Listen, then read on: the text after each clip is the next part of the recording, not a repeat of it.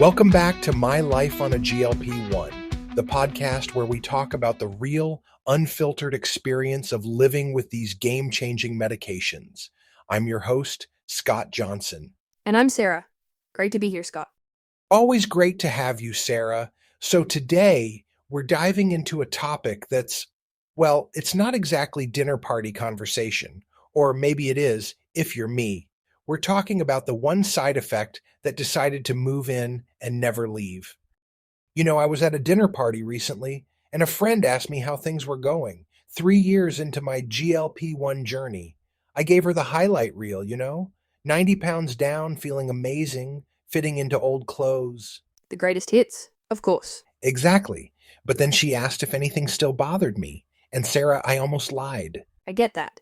You don't want to spoil the victory lap. Right? But I decided to just be honest. I told her the only thing still messing with me is that my digestive system runs on its own, very private schedule. And that schedule and mine, they rarely line up. Okay, I can just picture her face as you said that. She laughed. She thought I was kidding. I was so not kidding. I've come to accept that constipation isn't a phase for me. It's more like a roommate who showed up in year 1 and just refuses to move out. A permanent roommate. That is the perfect and most terrifying analogy.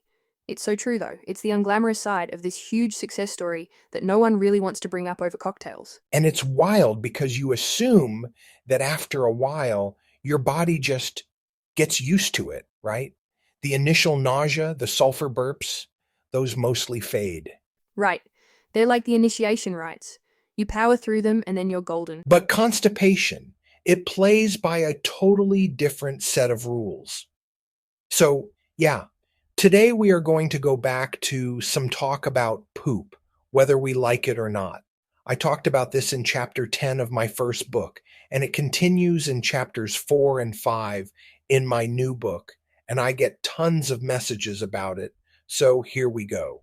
The constipation that happens is not because something is wrong with our bodies. It's actually because the medication is doing its job. Oh, that's interesting. So it's not a bug, it's a feature, as they say in the tech world. Precisely. GLP-1s are designed to slow down gastric emptying.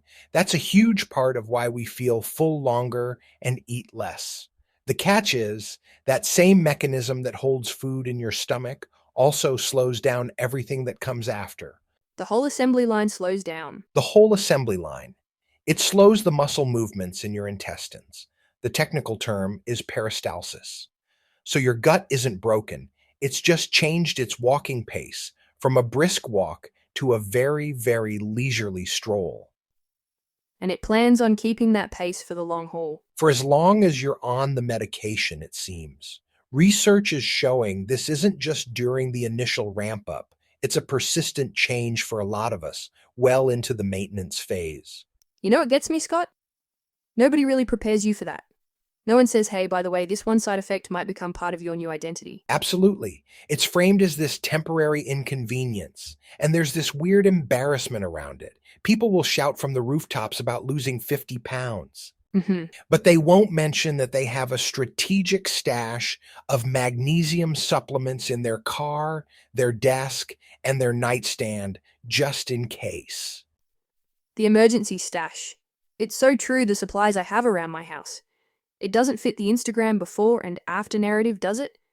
It's not highlight reel material. Not at all. And I think that silence makes you feel really isolated. You start to wonder, is it just me? Am I the only one still dealing with this 3 years later? Exactly. And the truth is, so many people are quietly going through the same thing. They just assume they're the only one, because nobody's talking about it at those dinner parties. Right. You're not alone. You're just the first one to say it out loud. So, since this is a long-term roommate and not a temporary guest, how do you manage it? Does the early advice, fiber, water, movement, still apply? It does, but the approach has to change. It's less about quick fixes and more about building a daily maintenance routine, like you would for any chronic condition. That makes sense.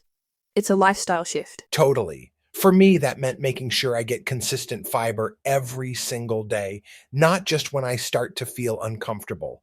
Taking magnesium citrate before bed became a non negotiable part of my nightly routine, not just an emergency button. And I know it's weird, but I need extra help, so I put some Miralax in my morning coffee every other day, just to keep the train always moving. Mm-hmm. Proactive, not reactive. Exactly. And movement, especially after meals. Even just a short walk can do wonders because it encourages that peristalsis we were talking about. My gut needs all the encouragement it can get. It needs a little cheering section. It really does. But honestly, the biggest change for me was mental. I stopped seeing this as a problem I had to solve once and for all. Right. When you look at it as a problem, you treat it like one. And that leads to more extreme measures, which you can have at the worst times. We've all had those moments. So I started treating it as a condition I just need to manage consistently, the same way someone manages their blood sugar. Just reframing it like that took all the panic away. It became a simple maintenance task, not a crisis. I love that. That reframing is so powerful. It takes the shame out of it and just makes it part of your routine, like brushing your teeth. Exactly. Well, I don't recommend brushing your teeth while on the toilet, though.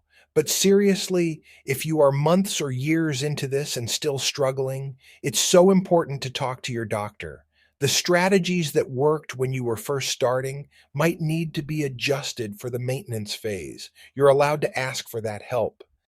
At the end of the day, I think this whole journey has taught me that transformation rarely comes without a trade off. My body let go of 90 pounds.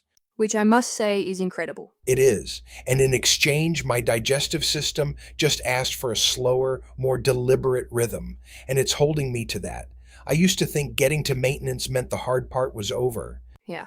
But really, maintenance just introduces a new set of challenges. They're quieter, less dramatic, but they require you to keep showing up for your body in small, consistent ways. I think that's the key takeaway.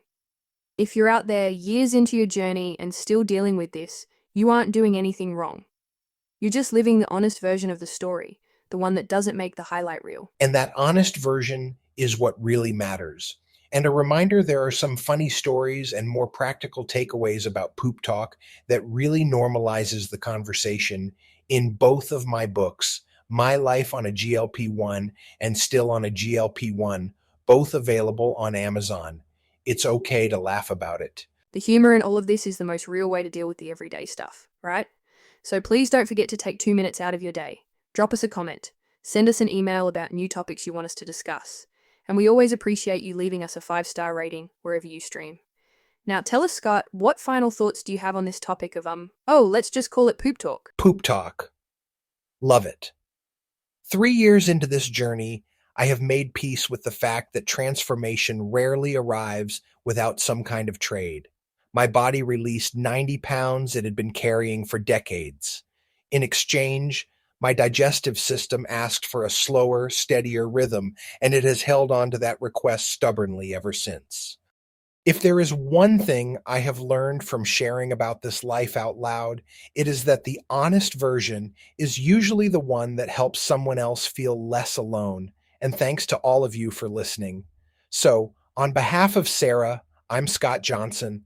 Join us next time on My Life on a GLP-1 as we continue to explore this journey together. Don't forget to laugh at the small things and always remember to love your journey.